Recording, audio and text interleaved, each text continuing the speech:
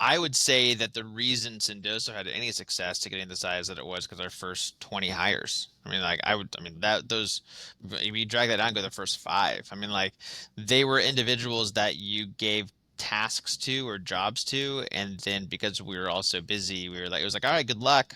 And like you checked in every once in a while, but it wasn't like you weren't having one-on-ones on a weekly basis asking how they're doing.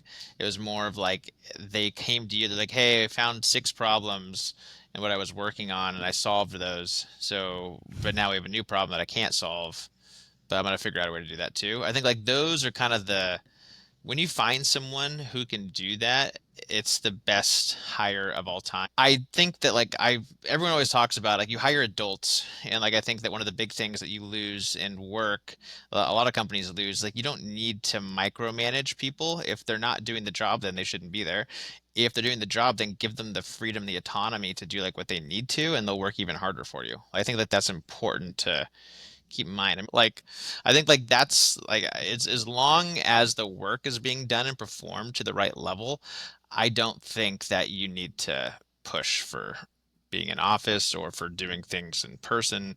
I just think it kind of fits each company for sure. Welcome, Brayden. I'm really excited to have you here on PossibLaw today. It's good to be here. Yeah, it's I'm excited to chat and get to know each other for sure.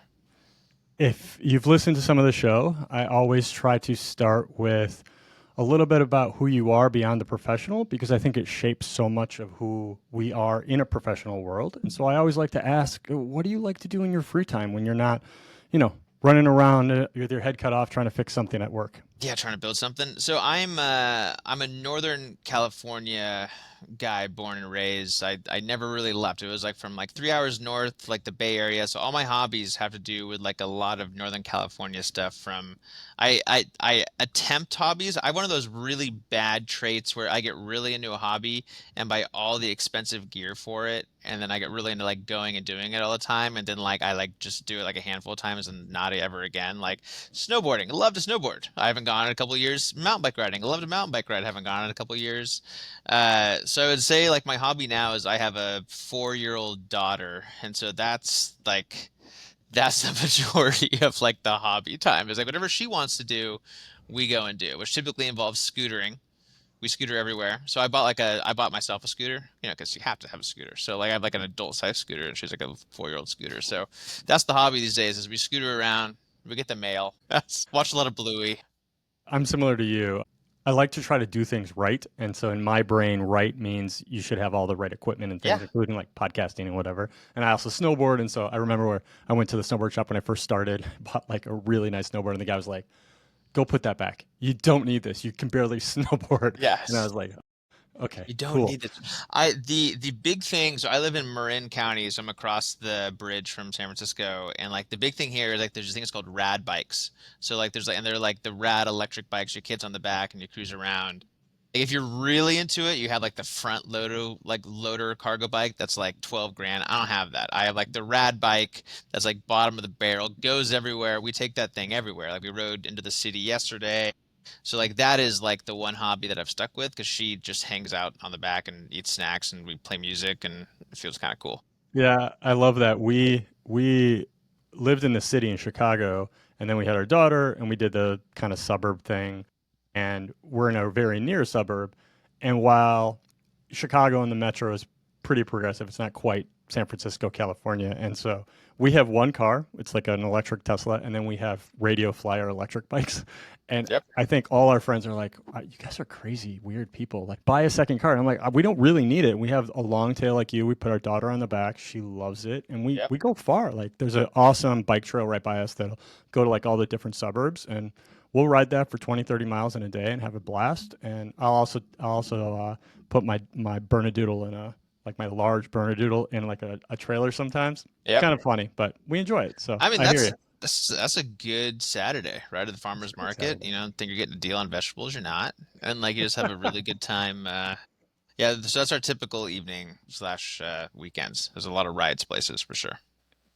Well, I think part of finding a moment of zen beyond all the work is just enjoying the time you do have away from it. And if that's with kids, trying to make that enjoyable for yourself as well.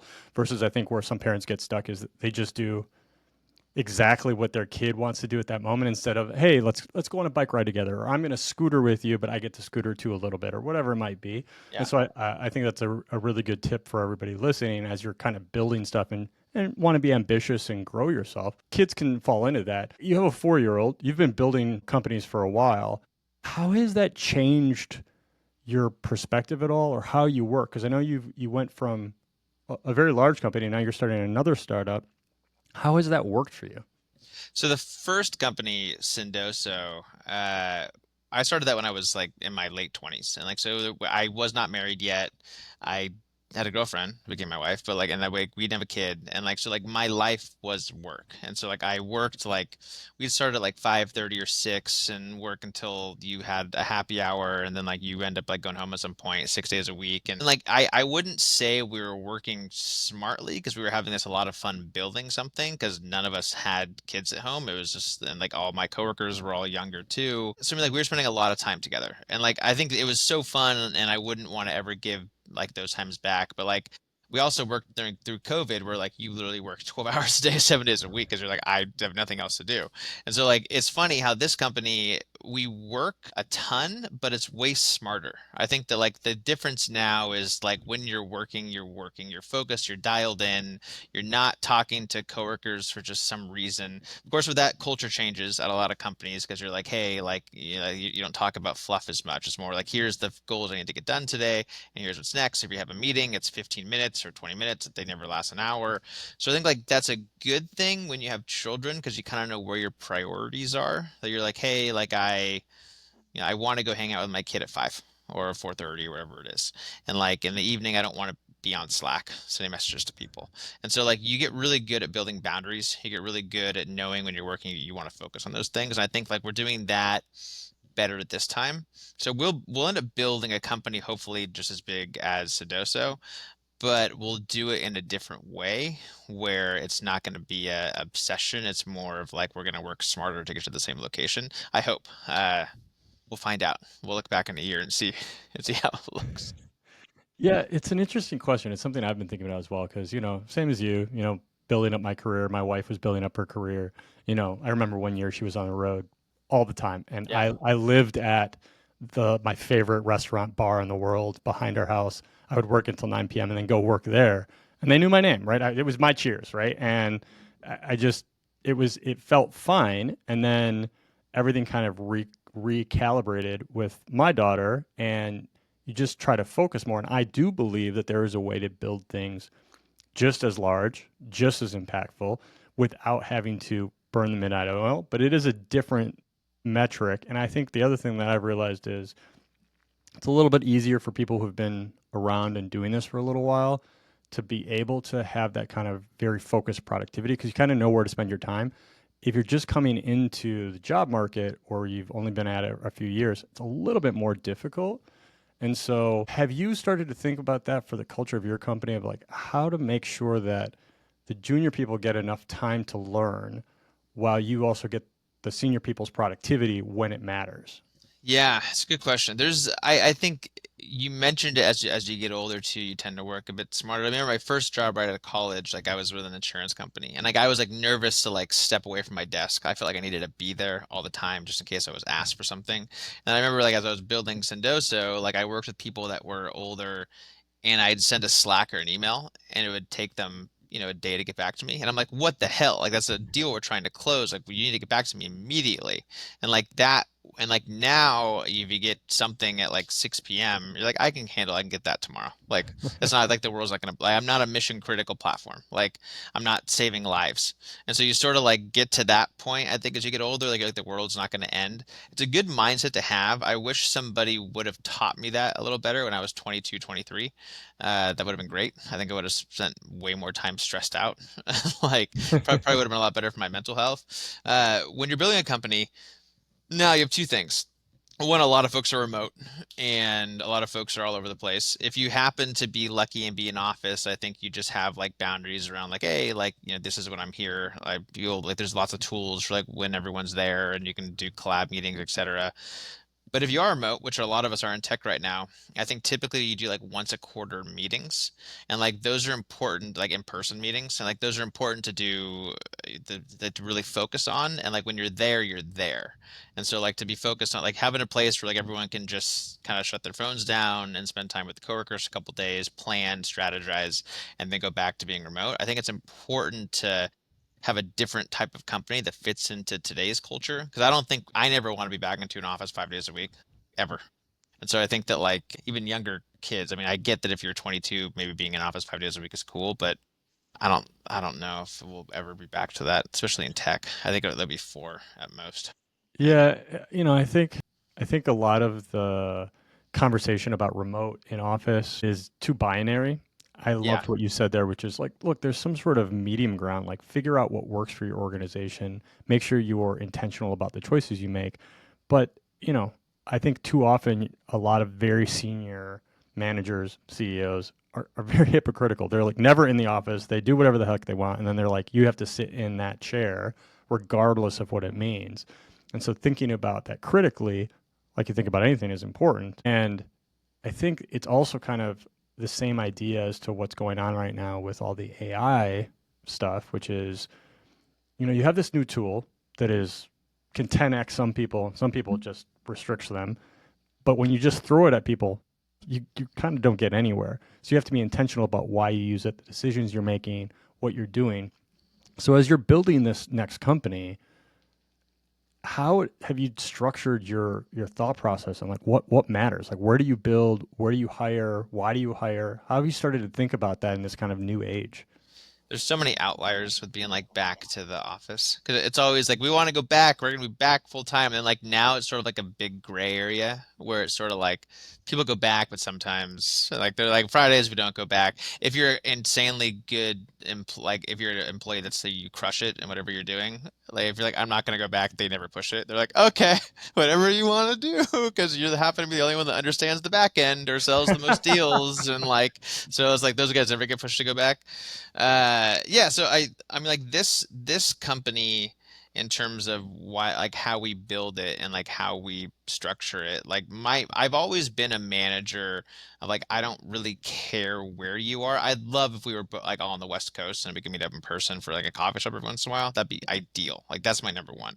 But if that's not the case, if you're someone who fits the mold perfectly and you live in Incline and Tahoe, great. Like I don't think it really matters as long as you do your job and you know what your tasks are.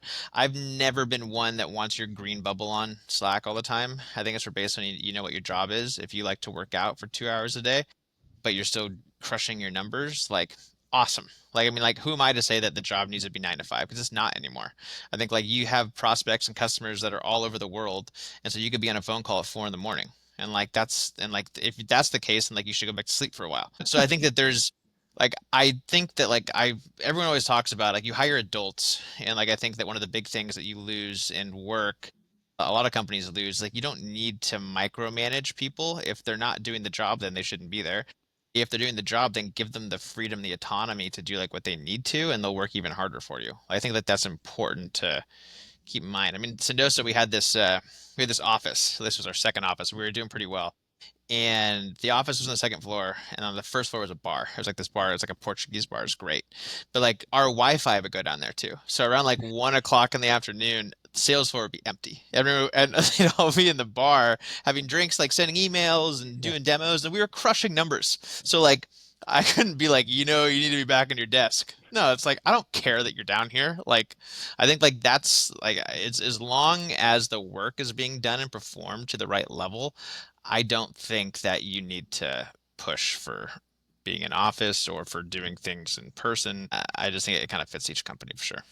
Yeah, outcome focused, right? At Yeah. the end of the day, that also empowers people. Most people, I think, if you give them the opportunity, will rise to the occasion, right? They will work hard. Yeah. You give them some meaning.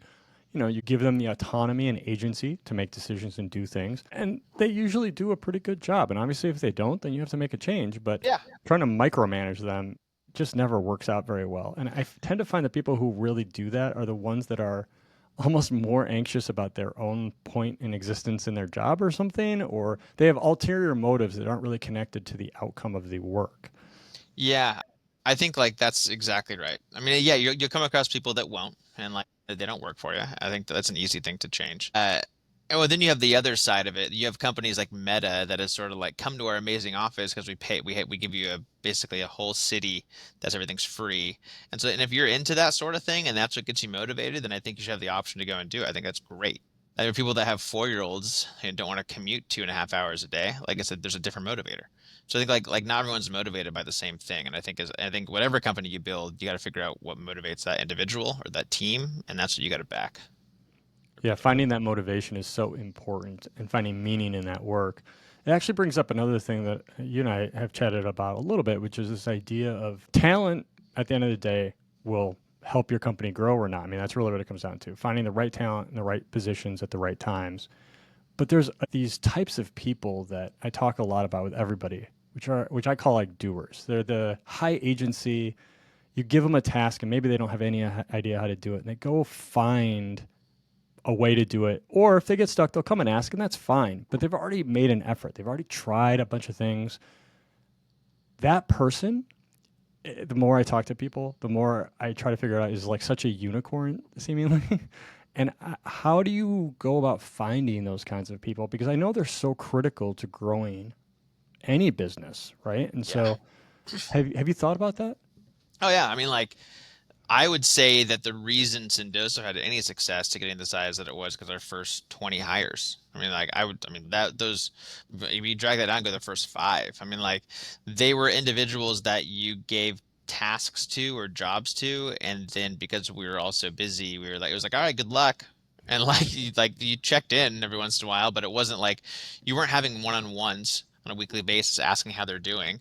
It was more of like they came to you, they're like, hey, I found 6 problems in what I was working on and I solved those. So, but now we have a new problem that I can't solve, but I'm gonna figure out a way to do that too. I think like those are kind of the, when you find someone who can do that, it's the best hire of all time. So many companies make errors and they eventually outgrow those individuals. And then when they leave, they're like, how could you possibly leave my company? I think it's very important to always keep them on your good side. And when someone leaves because they've outgrown your company to go do something else, it's great. You know, wish them all the best because you'll probably want to hire them again, like I'm doing right now. And so, because I think like that's like the most important thing ever is to make sure that you treat people that are the doers amazing in the beginning, and when they leave, because eventually they outgrow you or the company outgrows them because they're good at a certain segment, to treat them with grace when they leave too. Is there a quality you look for when you're trying to hire that person, or you just kind of get lucky and you try to hang out with them forever and hire No, them again at the next time? for me, it's usually the interview, and like I know it's usually the first like 10-ish minutes of like talking to them. Like there's like simple things like when they show up, like there's like like how do they carry themselves and how much work did they do before they walk into this interview? Do they carry the conversation and have questions to ask? I think like things like that I think are very not resume traits that you look for that you can typically pick up on right away. And then like you can start asking questions, and then usually follow up, like how they follow up after an interview is important too. If they're a reference from a friend is even more important. Like a lot of these doer type people, they know other doer type people, and so like usually it's a reference. Like someone who's like, oh, you got to meet Tim. Tim crushes it. I worked with him at this company. He's still doing well. You should talk to him. So usually they're not the ones that are applying online for a job. It's you got to go and ask for references to figure out, where they are and try to convince them to join you. Yeah, and in the same sort of thought process, one of the things I've sort of learned as I've built companies and talked to a lot of people who have built very large, successful companies is you actually also have to be okay with the people that aren't doers, but they get their job done. They're the people that they come in, they just want to work, they want some meaning in their job, they want to get paid pretty well, but then they want to go home and they want to be left alone. And you have to be okay with that. And building a company around kind of a blend of those kinds of people. In the beginning, a lot of high agency people. As you get a little bit larger, you get more of those kind of like fill in the blank people. And how those two people and the organization coexist dictates a lot of your success. And we seem to be in this age now, all these AI tools are coming out, right? And everybody seems to be focused on AI as almost replacing those non-high agency people, right? Like we just need a task done, have the AI do it. I don't have to worry about it. I don't have to pay them as much. They're going to do it every single time. But I have started to learn as I've done a lot of this work that you lose a little bit of the person, the humanity context that like a bot just doesn't have. Have you started to think about, as you guys are very new, but as you start thinking about where you're going, where does like AI fit in that versus the standard, I'm just like the best AE I've ever had, right? He just does the thing, but then he wants to go home. Like, how do you figure out those kinds of works or those cohesive pieces? Yeah, I think that AI will definitely change a lot of jobs. I don't think it's going to erase as many jobs as people think it's going to. If you're an SDR, for example, and you're doing cold outbound phone calls, I think you're probably in trouble. So I think you should probably look and see like, okay, like how can I get really good at an AI tool and then I become not just one SDR, I can do the volume of 20 because I'm using all these amazing tools. I think like that's where you find your success. I think the same thing for sales reps. I think if you're not leaning into being more of a sales engineer right now, I think you're probably behind the eight ball. I think like hopping on the phone and having someone like facilitate conversations with sales engineers, and you're like, I don't need you. Like you become like a middle person. And so I think like AI can only help people become better at the jobs they do. I think there is displacement from having as many. I don't think you need as many as we all have had for so many years, for sure. When it comes to people who are the doers, though, who come in and like they just want to work like the 8 to 5 and like they do their number and they see you later from a sales standpoint or marketing standpoint or design standpoint, great. I think those people are amazing. I think you need those to have any sort of success in your company.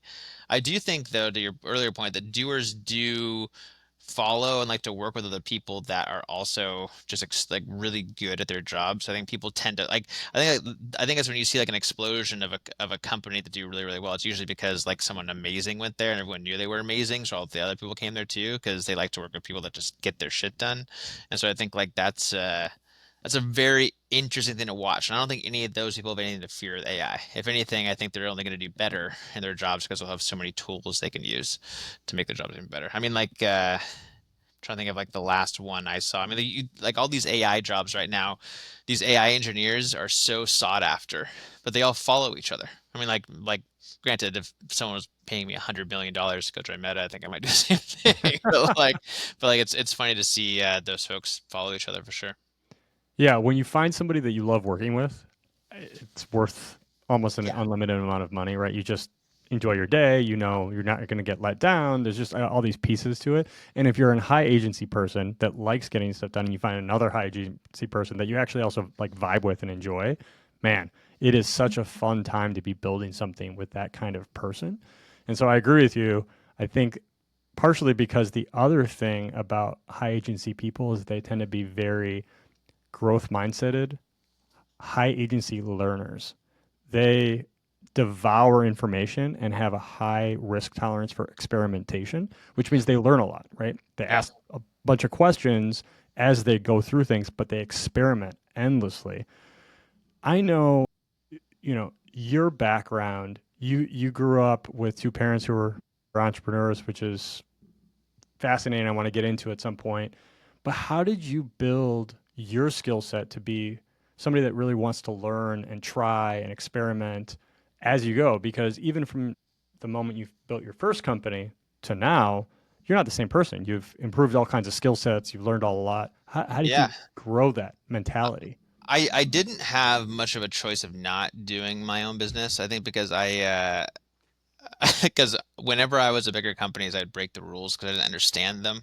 And so I think that like I got in trouble for that a lot. Or I remember like when I was in insurance, you had to go and talk to an underwriter to get like a penny off a certain rate, and you're like, that's dumb. I could just do that right now. And like so there's like things there like I didn't understand the rules and the checks and balances of these bigger companies, and I know why those are there now, but as like a 23-year-old sales rep, I was just like, let's just do these things faster. Like, why are we like taking our time having to like check and balance things. So I knew I need to go build my own thing at some point because I just kept getting in trouble with these processes that I didn't understand. And I was like, I need to go build a sales org that I don't have these processes.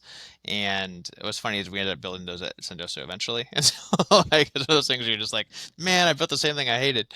But that was interesting for sure. Like deal desks, I can't stand deal desks. I don't like them. I think sales reps are I think they self-govern. I think deal desks are a waste of time. That's my hot take for the day. But Okay. there's a lot of that. As a lawyer, every lawyer loves deal desk. So it's like you got to think like keep things in compliance. Yeah. Um, but yeah, anyways, like that was I knew at some point I would go into building my own company, but the things I've it was one of those things where I just had to figure out what the right idea was. And I always surrounded myself with people that were very entrepreneurship focused and like they also wanted to go and build something. And it just took finding the right idea and the right person and then being like, cool, like let's jump and do this. I mean, I think there's things that had to line up to make that work. My wife was with a big company at the time. And so like insurance was taken care of because I hopped on her insurance. And so I think there's things there that you have to align for it to make sense so you're not super stressed out. Like there needs to be some savings so you don't starve. I was in San Francisco and like I had been in sales for a long time before. So I was like, okay, I saved a little bit. I can survive for 6 months. Like let's start the stock like the stopwatch. And if I hit 6 months, I'm not paying myself yet, then let's go get a job at some big company. And so like that was kind of the rules I set up before I built anything. Yeah, I think a running thread for a lot of people that jump into entrepreneurship, and I'm going to separate being entrepreneurial from entrepreneurship for a Oh moment yeah, yeah, because okay. I think they're two different things, right? I mean, one is like jump and build something, right? And it can be like a small jump. A lot of people buy a franchise. It's still entrepreneurial. Yep, It's still absolutely. entrepreneurship versus like classic VC startup founder Yep. vision, go for it. Those people, you need a little bit of security. The security sometimes is you're just young and you're broke anyway, and so like it Yeah. doesn't really matter, and you're gonna do it. Another version of that is like very similar to me, right? I was a little bit older, made enough money, we had some savings. My wife is a superstar, same thing. We had insurance, kind of a funny little wrinkle in the United States, and Exactly. Right. right, I mean, like we Yeah. talk about that a whole other day, Yeah. but anyway, and so figuring that out, I try to explain to people that that's all great. But even if you never want to start a company, you can be entrepreneurial in how you think about trying things and experimenting. And I think entrepreneurship is kind of like a big version of an experiment. You take a risk, you're going to go try a company. But how do you grow your mindset to be an experimenter, a little bit of a risk taker, no matter where you are? How did you do that? I think you, I think it's as simple as being in a process that you see all the time, and you're like, why is this way?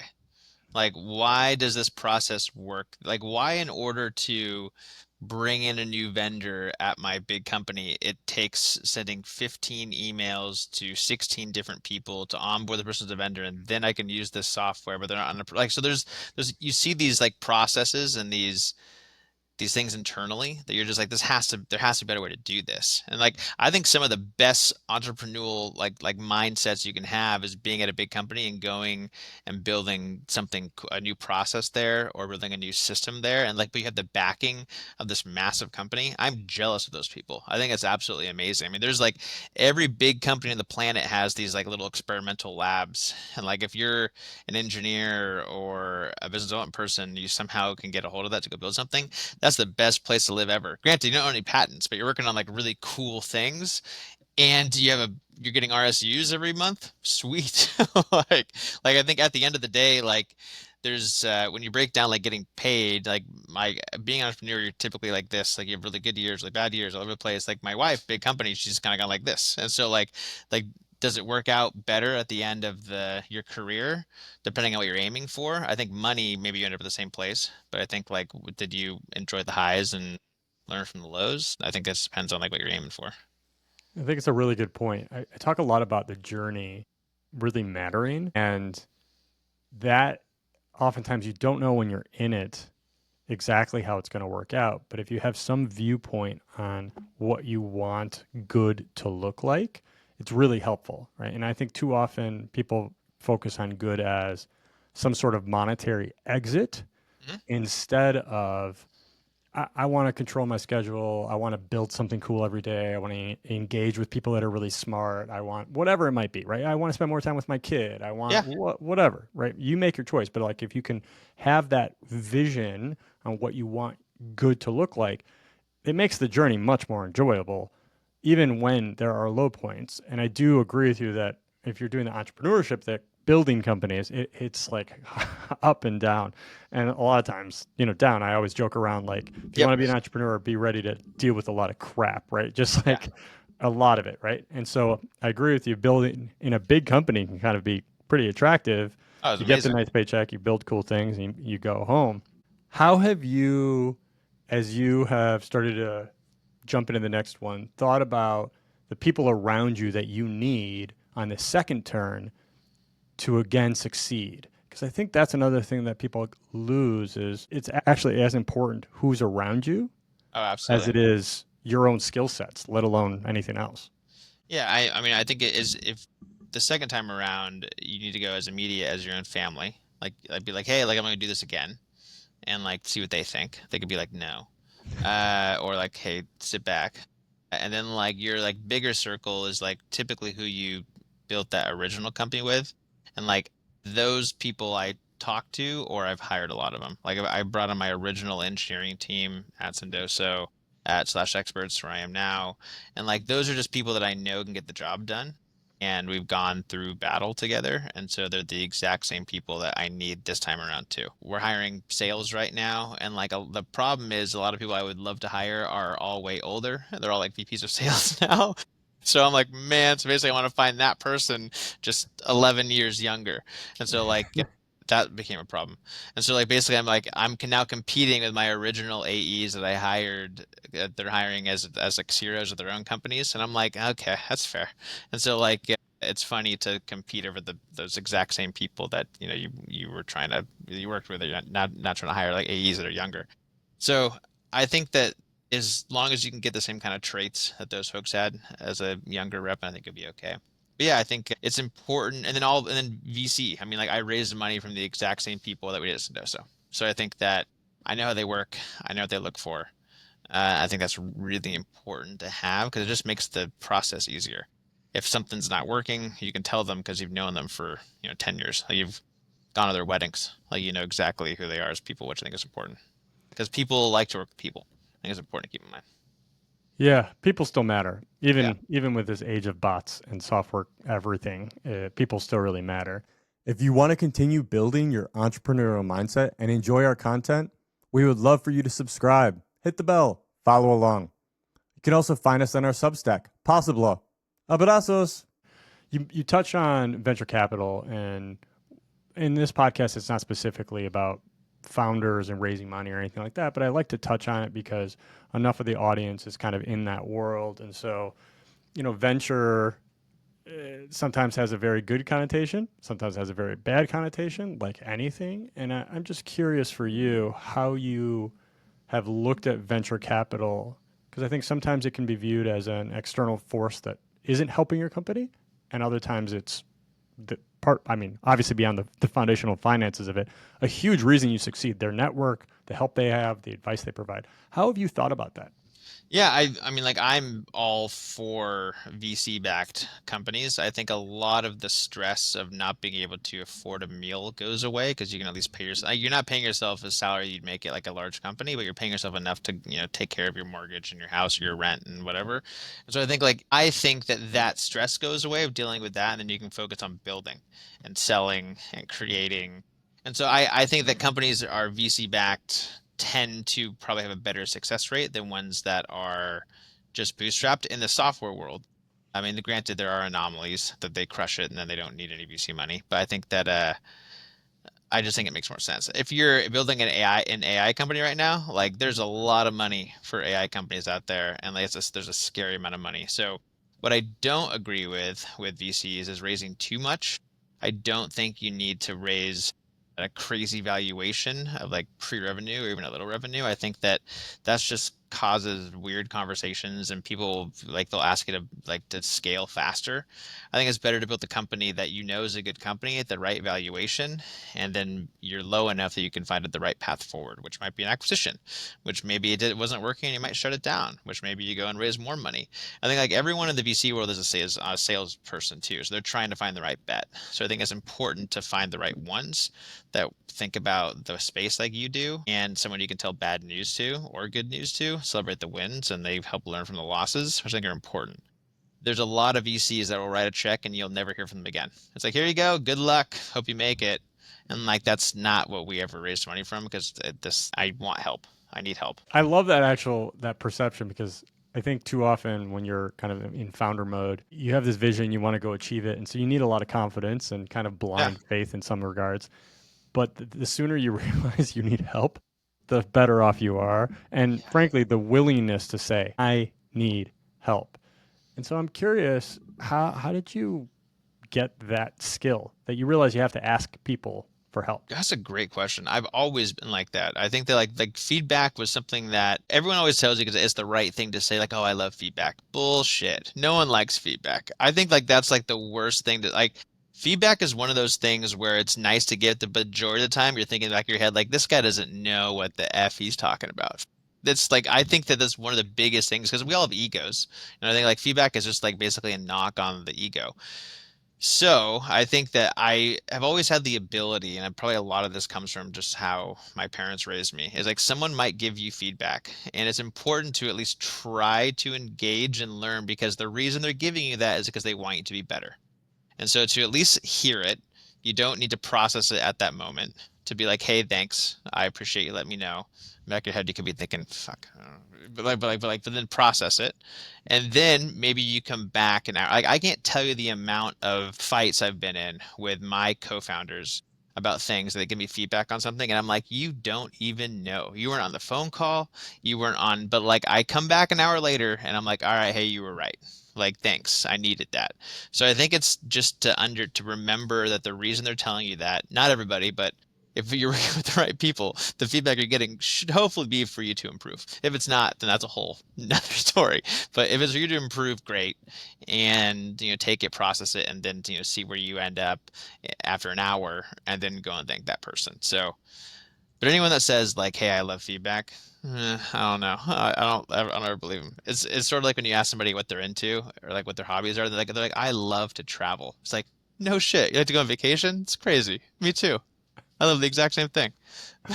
I'm definitely guilty of the travel, probably. Are you? Man. My wife and I travel as like its own exercise in Hmm. seeing the world, and but I do appreciate what you're saying, which is like, yeah, of course, everybody likes going to the beach or like Yeah, London yeah. or whatever, right? If you're like, I like to go on missions and I, do like the walk every year in Spain. I'm like, okay, that's traveling. That's different. Yeah, yeah. Something you said there is an interesting idea I've touched on a lot in a bunch of my podcasts and just generally is that look, I believe transparency is like fundamental, but oftentimes transparency people, especially in the United States, take as negative feedback. It's this idea of like being kind. Like I'm telling you because I want you to improve. I'm not trying to be a jerk just to be a jerk. Now, granted, there are people like that, but generally transparent is part of being kind. But I also think it's an interesting thing in the sense of I believe in you. And I saw this thing Michael Jordan talked about, which is like his dad was like really hard on him, right? But his dad used to tell him, I believe in you. I think you can be that person, and that's why I am hard on you, and I think you can handle it. And so it's one of the things I've tried to get better at over time, which is when I give feedback, right, is always try to also tell people, and hopefully they know over time, but I'm doing this out of a place of most of the time, out of a place of trying to improve you, improve us, do well together. That includes my marriage, right? Now, not always perfect. Nobody is, but you try that best. So I'm curious, as you've taken, have you Fair. taken feedback over time? Oh man, that's a whole other thing. But as you've taken feedback over time, I think it's also pretty unique to be able to take that feedback, process it, and then come back later. Is that something you just inherently had always that you were comfortable coming back and saying, "Hey, you know what? You were right. Thank you for that." Yeah, no, I think it took time to develop that for sure. I think like the first time I got feedback being in like sales, I was probably more like, you don't know what you're talking about. But then like you try it and then you're like, ah, that person's right. And so then you go back and like thank them later, which, and I think it's important like when, if you're a manager or an IC or whatever you are, I think it's important to, if that's how you are, to relay that to your manager to be like, hey, listen, like I appreciate feedback. I know it helps. I won't always come off as somebody who's like, oh, I'm so thankful for this because I think that everyone can read right through that. But if you give me feedback, I'm gonna have to process it, and then I might come back to you with questions, or might come back to you and be like, hey, like thanks, but that didn't work. I think like like I think it's a two-way street. I think feedback across an org is very important. If someone giving you feedback also is just shut down to feedback, that's a whole nother problem. Feedback needs to work across the org from the CEO down to the lowest IC. And if the lowest IC can't tell the CEO like where something's not working, then I think that like that's a failed feedback loop. I think it has to be a loop. And like if it's not like that, if it's one way, then it's never going to work. I love the feedback loop idea because I think it's actually why a large reason why startups end up succeeding where incumbents don't is Yep. because you have a smaller feedback loop. There's just less people and you can get information faster instead of 19. Yeah. I think egos are less too. Like if you're like the CEO of a big company and like you're in your mid 50s, nothing wrong with that. Right on. Make it happen. Probably gonna pay a lot of money. Like taking feedback from somebody who's 25 at a college, or like, hey, here's a better way to do this thing. It's never gonna happen. I think like it's just one of those things for, unless I mean some CEOs are amazing and they listen to it. Like I think like there's a lot of them that are and will listen to anyone across the company, even if it's a company of 80,000 people. But I think that a lot of CEOs will be like, "Hey, I love feedback," but they don't because they never asked for it. I mean, like there's the whole 360 review thing, but 360 reviews are based on like 10 people that are picked that are around you every day. And so I think like you need to do reviews across the org if you want feedback as a executive. How did you learn the skill to like remind yourself to ask for feedback from everybody to build that culture? Uh, I think it came off as like probably me not asking a lot of time, and then like I remember like the first time I was reading like Glassdoor reviews about Sendoso, and there was like comments about me, and I was like, it was like Brayden's a sales bro. He's like doesn't know what's going on. I remember I was kind of pissed off about it, and like actually there was one review that was my favorite one ever. So my co-founder's name was Chris. And like we were going through rocky times as a company, and the review talked about how like Sendoso was the Titanic, and like Brayden and Chris, and like Chris is on the door. I hope he makes room for Brayden.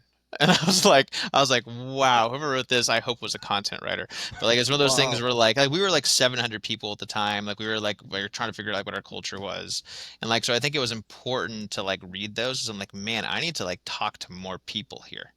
And like, cause I was spending time in my own silo and like I wasn't talking to other teams. And like I realized that by reading Glassdoor. I mean, like I just need to spend more time talking to the industry team that I'm not talking to as much.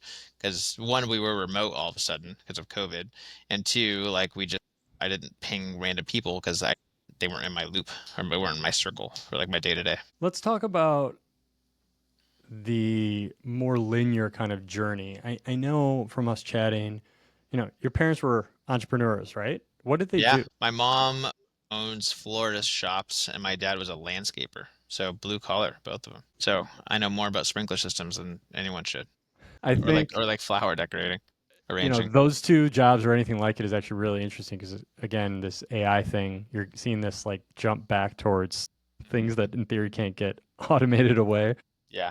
Somebody needs Arranging to, flowers never yeah, going to go anywhere. Be yeah, around it's forever. there. It is what it is. Were they always successful? Do you remember that? Do you remember the struggle No. at all? Oh yeah, absolutely. I think like my dad like was knocking on doors trying to get like places to mow as a kid. I remember like we were like out at job sites like, laying sod down. I think that there was always I remember my parents are very transparent about money around like, oh, like this month is going to be hard. And I think like that was important to just recognize that. I think that also made a home being raised in where we just talked about money a lot more than my wife's family. Like my wife's family is like from the East Coast. Like they don't talk about that. It's like it's like very so it's funny. Like my family was very different, and so like that was always a thing to learn from with her side of the family too. But yeah, I mean like they talked about all the struggles, and so I knew with building a company it was going to be tough. I knew that there would be hard months, for sure. Like going into it, so I saw them go through it. What made you jump into your first startup out of the insurance world? Was it just sort of boredom, or what I caused you to I wanted really to go do, for it? yeah, I wanted to do a webinar I was a carrier rep and I wanted to do a webinar. And like, I remember my boss being like, we're a 100-year-old company. We don't do webinars. Like we see people in person. And I remember being like, eh. And like, he was a very smart guy. And like, I remember there was so much process there that I was struggling with, and we didn't have Salesforce. It was like 2009, and I was like, I gotta like, there has to be better ways. So I remember I went and I interviewed at tech companies, and like, it was just like faster, and everything was in one place. And I was like, oh man, I gotta like figure out how I can get into this world. And I had two offers, one with a company called Demand Force, which is where I joined, and then the other one was a company named Zimride, and I said no to that one. And Zimride changed their name a week later to Lyft, and I was like, and I would have been like their third hire. It's like, oops, but it was fun. I Yeah, have a friend who was like the second legal hire at Lyft, so I actually knew the Zimride thing. yeah. It's kind of funny. I like Most Lyft people don't better know than that. Yeah, Zimride, but yeah, teach their own, right? yeah. Um, so obviously you got that itch, you jumped, and you started Sendoso, right? No, so I jumped around startups for a while. I had like two or three, learned how to do sales, how to do transactional sales, learned how to run Salesforce, learned, I saw like who was building these companies, learned what the difference was with demand gen and how that works and how marketing works and how engineering front end versus back end works. And then I was at one of the companies and like we started building on the side for beer money this company called Coffee Sender. And it was a way to send Starbucks gift cards to people via email. And it was very simple. It was like as a sales rep, you're trying to get all these meetings and you would send cold emails. So we're like, what if we could include a line that's like, oh, also grab a coffee on me, click this link, get $5 at Starbucks. So we built that with found a bunch of guys over in Pakistan who I still work with today. And like they were like, great, like we can build that. They built it. We learned how to wireframe. And it was me and a buddy built it and we pushed it out. And the first month, the thing made like 60 grand. And we're like, this is actually a cool idea. Also, Starbucks called us.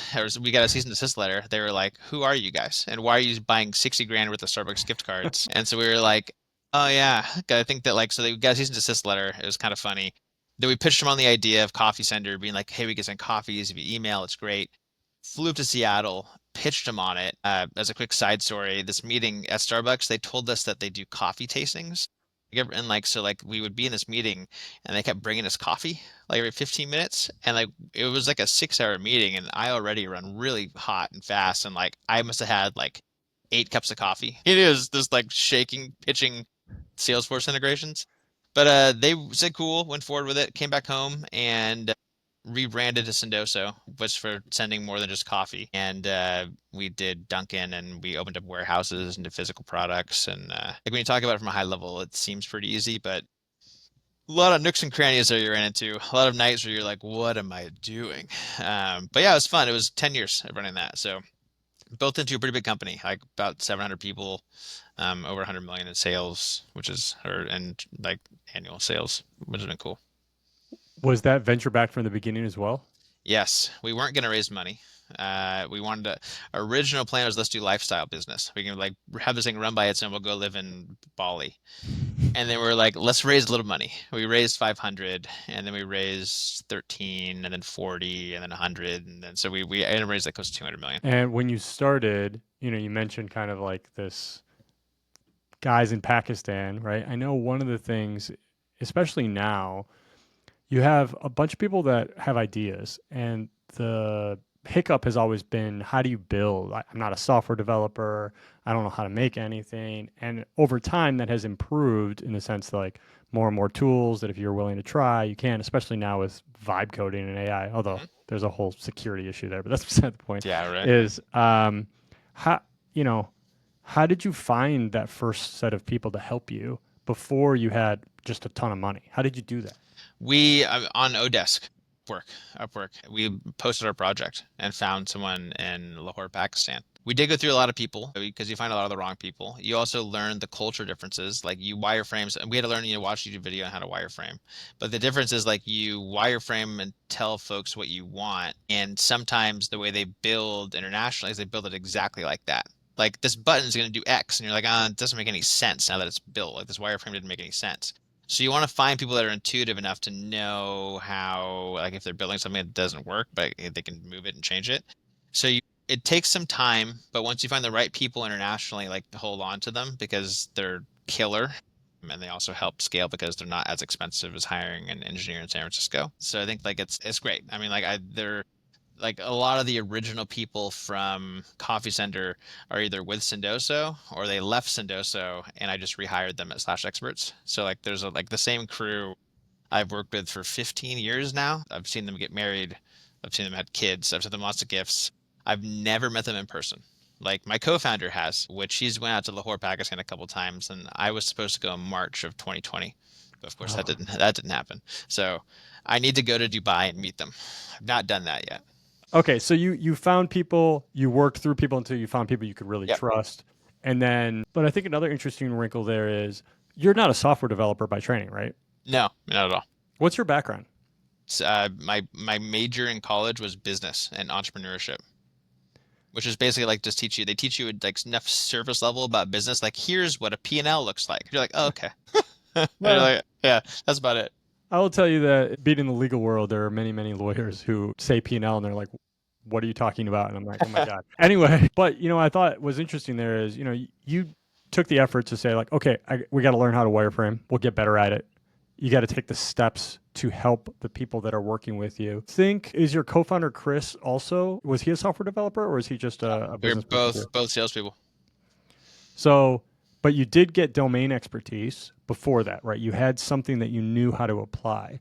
And so I'm We just kinda we knew what we wanted to build and we knew what we wanted it to look like. We just had to find someone who could build like a just an MVP crappy version of it for like 5 grand. And that's what we did. And then like we built that slowly over 6 months and we were the only ones using it for a while. and then you went on a roadshow to raise money and No, grew then from we there. launched it to our sales buddies. And like so we were both sales reps at other companies. And so we were like, hey, like we should try to sell this. And so we gave it to all of our sales rep buddies and they blasted through e-gifts, like 60K worth in like a month. And we were like, oh, we're like, that was like the light bulb moment where like, this was like 2015 where like account-based marketing was like just becoming like a big thing. And like, that's when like Sales Loft and Outreach and all these companies were exploding, like these like email prospecting tools. And we were like, let's reach out in a different way and have Starbucks gift cards. And that, so we hit it at the right time. I think like, there's always that question of like, hey, like, was it luck or was it hard work? Like it was luck a lot. Like we hit it at the right time for sure. Lots of people have said this. I like the idea that luck is really a matter of expanding your surface area as much as you can, putting Yeah. yourself out there, opportunity. And that, frankly, most of what success looks like is actually just dumb luck in a lot of ways. You were in the right place at the right time. Yes, maybe you worked hard, maybe you had the right skill set at that moment, but a lot of it is just luck. Once you're past that first luck part, though, is like the execution and working hard and getting forward. Right now, we seem to be in this age, LinkedIn, X, wherever, where you see like all these like, I'm 16 and I vibe coded that SaaS app and I made $100 million today, and you're like, just shut the fuck up. Can we So stop, please? many people, yeah, are like, And I built Figma in 2 seconds, and now right, I'm gonna yes, sell it to them. exactly. Yeah, And it's like, okay, can we talk some real sense into people that like building a company, especially an enduring company, is difficult. It yeah, requires a lot of work, a lot of domain expertise, a lot of smart people doing their absolute best. And even then, sometimes it doesn't work. But part of what I want to do on this podcast and generally when I talk is remind people that yes, there's a bunch of successes, but there are failures along the way. And part of that is their experimentation and kind of pushing through some of that struggle. And I know in talking to you that, you know, as you were building Sendoso, it wasn't always perfect. That you guys no. had to go through some layoffs, you had to do pivots and changes. How did you get through that struggle? How did you learn to persevere? I think like a lot of it is about your support system. I mean, I think like whoever, if it's friends or wife or husband or whatever it is, like I think like that's an important one. I think that's an insanely important one. I mean, like there's days where you're like, I don't want to do this anymore, and like especially like, at this new company. I mean, I'm starting from zero again. And like, so there's days where I talk to my wife and I'm like, man, like I had it good at Sendoso. We were established, we were profitable. Building from zero again is a lot. And she's like, yeah, I know, but you love this shit. You love the 0 to 3 years and like this like chaos and fights and all that jazz. Like you love it. So like freaking suck up. And so I'm like, okay, that's fair. And so like that's like it's like before it starts, you ask like my wife's like, what kind of pep talk do you want? Do you want the oh you're right, you should take some time off, or do you want like the freaking make it happen, stop being a wuss? I'm like, okay, I want the wuss one. Don't be a wuss. And so like I think so you have like the support system is important. I think you have to have like what your escapes are, whatever it is. Like if it's hiking, if it's some sort of I like to do something active because I think like that kind of gives you like an endorphins to be like all right like hey, and then you have to also be real with yourself like You got to, at least with me, I have to remind myself that I'm not a doctor. I'm not I'm not saving lives. I'm building software. And so like, don't take yourself too seriously. I think that's really important to keep in mind. I think some people just get too in their heads about like they're changing the world by building an AI that's helping send out emails. And you're not. I hate to be like the bearer of bad news there, but like it's cool, but it's not a, a life-changing thing. I don't know. I think that's probably not a good thing to think about, but I think that helps me being like, okay, like, hey, I don't have a heart in my hand as open heart surgeon. Like I'm just making software. So when you're stressed out about something, it's okay if you'll figure it out, but don't, bury yourself in stress. I think that's really great advice. I'm also curious. I know you really care about people generally, the people that work for you, and that you believe that if you can grow your people, you're going to succeed beyond the profit line, right? Like that's how you're going to Absolutely. succeed. Yeah. It must have been hard having to go through a layoff in a company that you built from the ground up, Went through three. right? Yeah, I was incredibly hard. Like there was because you hire all these people, and there were some that were new, and we were like, hey, we just mishired.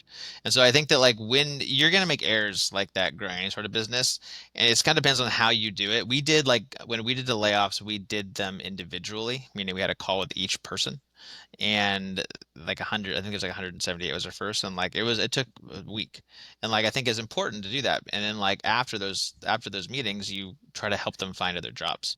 So I think it's important to know that these people took a gamble on you to join your startup, and just being like, all right, see ya, is like not a good play at all. Like you need, if they reach out, or if you reach out and they decide to get back to you because it's up to them, like you help them find something new. So I think it's an important thing to keep in mind because all that comes full circle. Like I'm a true believer in karma, and like I think like that's something that you can't lose as tech changes to more of an AI focused tech where and layoffs happen, is you need to try to take care of folks as much as you can, even when they're not with you.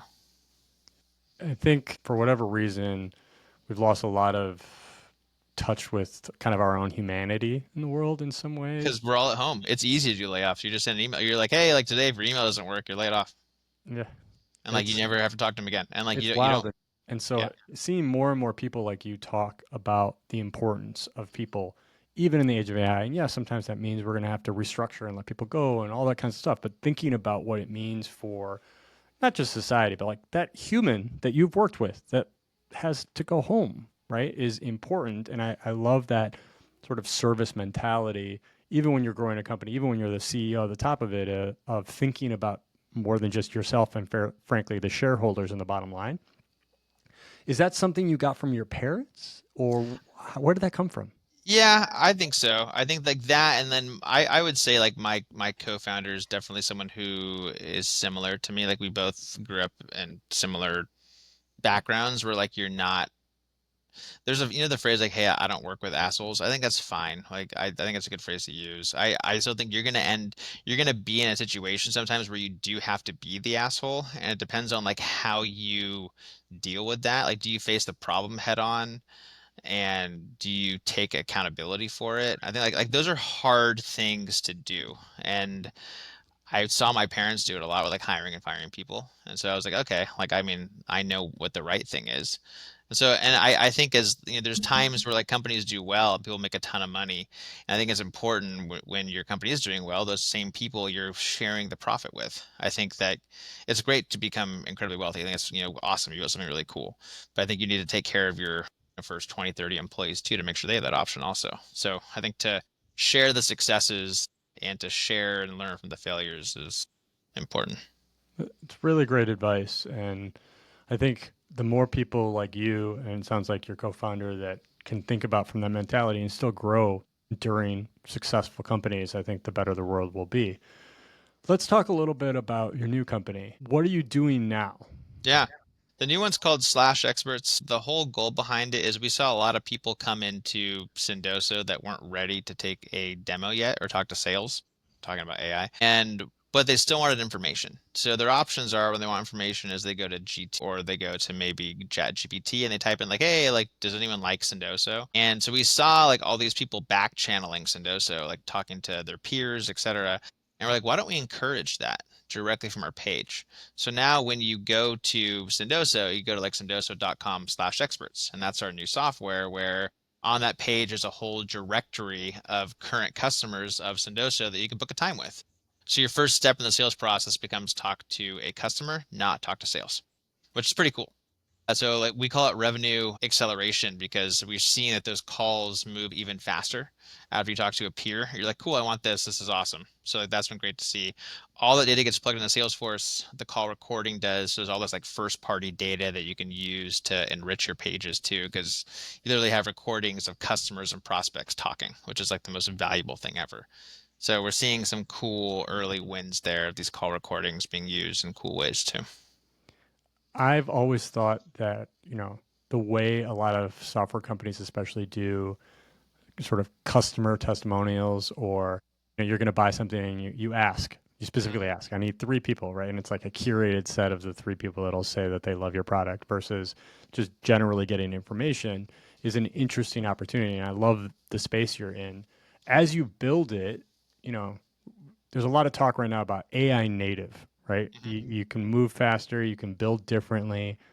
How have you thought about how you're going to build slash experts in this kind of new AI native age versus how you built Sendoso before? Yeah, I would say that we at Sendoso we would have already hired salespeople, but like right now it's still me because I have so much AI help. I mean, like there's automated emails, there's calendar booking, there's call recordings, there's answers on chatbots, and so there's same thing with CX. I think we would have already hired a CX person and we haven't because we haven't needed to, just because like so much of the AI help is there. So I just think hiring will still happen. It'll just happen slower. So I think one job that, or like you used to hire like, what, 4 people for a job, and I think now you can hire 2 or 1. I still think you still need people, but just a lower amount. I think we're actually going to see this age of kind of augmented individual contributors, way less Yeah. managers, people who have domain expertise. They do a lot of the work versus the people that did the work 10 years ago and now are like, I don't know how to do that anymore. I just manage people. Yeah. And it's important to manage. There is a level of managing people. Like I get that, especially as you get larger, but with AI and allowing you to augment yourself so well, I think that's kind of like a real unlock. And that's why you're seeing a lot of layoffs that are, yes, AI related, but they're also just structurally how organizations work related. Yeah, having like middle management, it'd be a scary place to be right now. That's one of those jobs where it's like if you have like, 15 direct reports and like your job is one-on-ones all week, like that's cool. That's awesome. But like, and then all your dashboarding is done by a revenue ops person. And then all of your, like, that's just like, there's like, you're kind of PMing, which I get, but like, I don't know if that's a job that survives for a long period of time. Because I think that like, if you can drop all your reporting into an AI bot or agent, then that agent's doing the same thing as a manager. I agree with that to a point. I think as long as humans are involved, there's a lot of the herding cats thing. Like That's true. Yeah, I people are agree with that. weird, right? They Yeah, just do weird things, and sometimes you just need somebody to like tap them on the shoulder and be like, "What the fuck are you doing?" Right? Like that's it fair too. is what it is. But I do think that we're going to see this compression of the sort of people stack within an organization that can succeed a lot further than before. How have you learned? Because like we're early days. I don't care what anybody says, right? I mean, yes, the pace of change has been amazing, but like it's still early days. Sure.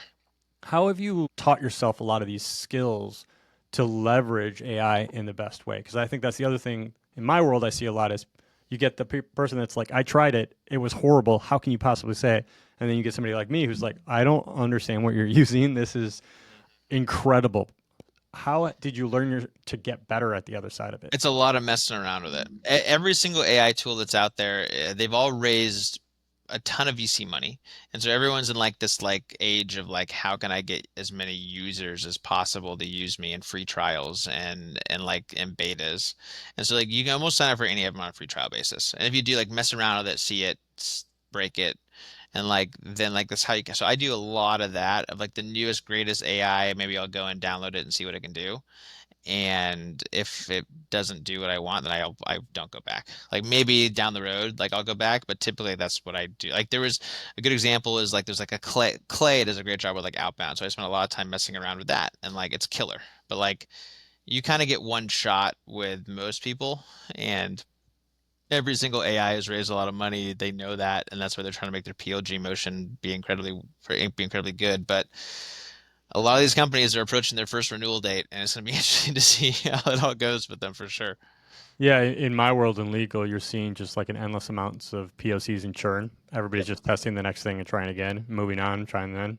And we haven't really gotten what I really think is product market fit. Even like Lovable and Cursor, right? I mean, at the end of the day, yes, they're doing something right, but it's so easy to switch that I'm not sure anybody really has that true, what I would call old school product market fit in a lot of Yeah, these products. I agree. And that's a difficult thing right now.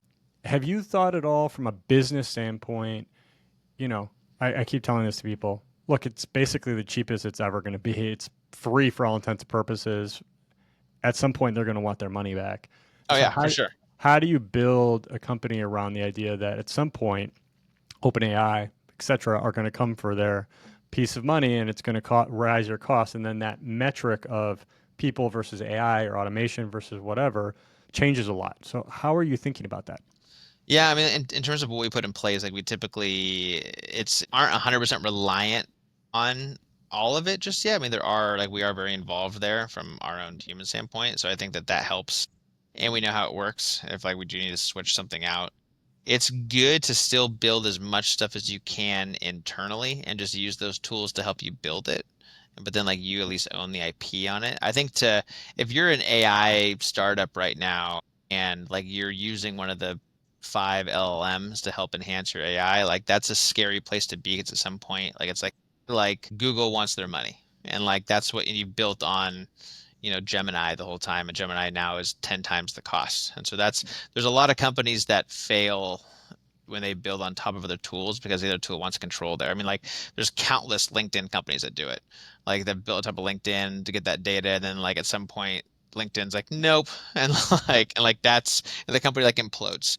So I think that that's a scary place to live. Like we don't use a lot of the LLMs. Like we've messed around with it, but I think that a lot of the data we're collecting is awesome, and we let our companies, our customers use their own systems to figure out what they want to do with it. But yeah, that's going to be interesting to see what happens Yeah, with. I think there's going to be a Cambrian event of sorts where Yeah, right. I mean, like if you're pushing all of your data into, Lambda, cool. But like what happens at like that's why my hot take for the day, I think Tesla wins the whole AI war because Grok and all that stuff, and because they have, what fleet of 2 million cars that they can just roll that out to and then charge $30 a month to it. I'll pay it. Like, I don't know. I think that they have a massive leg up to it's either going to be them or Meta. That's my guess. yeah, Maybe it's Google. interesting. I mean, distribution is always so important, and I think we're also in an interesting place because generally, public and even a lot of people in the space, I don't think totally understand how much money Oh, OpenAI, et cetera, are burning. Like yeah. Well, I mean, insane. have you looked at I think it's Stargate they're building out in Texas? It's wild. It's wild. And again, it's because there's this grand vision, and say what you want about Sam Altman. I get what he's trying to do and the rest of it. And that's why, generally speaking, every time anybody says, well, Google's just going to die, I'm like, they have free cash flow. They keep putting it into their free cash flow. Like, why would they die? They're in a place that, and again, same with Meta. You're seeing it with Mark Zuckerberg, right? I mean, he's like, look, we have billions of dollars of free cash flow. I'm going to dump it in. I'm going to go hire everybody I can hire. This is the existential opportunity, sort of. I'm going to go do it. I mean, Meta's stock yesterday went wild. And so I mean, like they're just gonna, I mean, like, and Amazon announces at some point today, and so I think that it's interesting to see like those companies just absolutely crush it, and like they can just put that money into whatever AI they need to, and like or whatever LLM they're enhancing and building. So yeah, and there's no regulation, so like it's interesting like what happens with all those companies. I think Sam Altman's built something really cool. The problem with OpenAI is like Sam's just not considered cool by all like the crazy hacker people. Yeah. Like I don't know. I'm not a crazy hacker person. I use OpenAI for like helping me like plan my recipes out for the week. So I think you can probably use it way more complicated than that, but that's what I typically use it for. I love it. This has been a fascinating conversation today, Brayden. I like to end these by asking you, for the audience, what's something you would like them to take away today about being entrepreneurial or building companies or just the mindset that you want them to take away? There's a very popular book. So I'm glad I wore this like shirt today. So like there's a popular book called Let My People Surf that the founder of Patagonia wrote. and I had my first like 20 or 30 employees at Sendoso read it, and like I love it because it's literally like the whole mindset is like in the 90s when they started, or even earlier than that, in the 80s when they started like Patagonia. His whole mindset was like, hey, if the waves are good, like go surf and then come back and do your work. I don't really care where you are, just get your work done. And I loved that mindset. When I read that book, I was like, oh, this is such a cool company, and forget all the political stuff they do, but like this book was great. And so like this one, it's a great book to read if you manage people, because I think that like we're only going to get more and more that direction as companies grow and try to figure out AI, etc. That, and try and check out Slash Experts. Definitely check out Yeah, Slash Experts. That was the next question I was going to yeah, ask you. Where can people find you? yeah. I'm the only Brayden Young on all of LinkedIn. So That my is name, yeah, fascinating. yeah, my name is spelled strangely. So Braydan, just in case I wanted to go by Dan at any point. So Brayden is, I'm only Brayden Young on all of LinkedIn. So find me All on right, there. so you can find you on LinkedIn, Slash Yeah, Experts, please. and I'm sure they will. Thank you so much for the time Awesome. Thank today, you. Brayden, and hopefully we'll do it again sometime soon. Talk Thank soon. you. Bye.